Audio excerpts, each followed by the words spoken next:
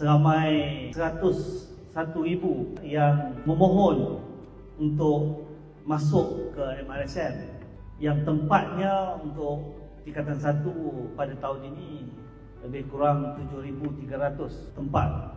Dan Alhamdulillah tahun ini ada peningkatan dari segi pencapaian pelajar-pelajar yang berjaya menduduki ujian UKKM.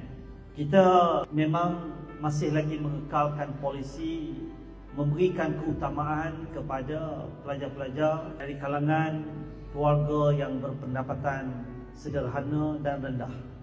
Dan Alhamdulillah, saya boleh katakan yang kita tawarkan buat kali pertama tahun ini di kalangan keluarga yang berpendapatan sederhana ke bawah adalah mencecah 81%.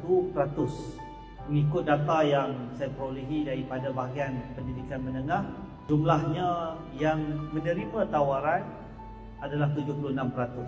Dan hari ini kita akan dapat tahu berapa sebenarnya jumlah pelajar yang benar-benar menerima tawaran untuk masuk ke 57 MRSM seluruh Malaysia.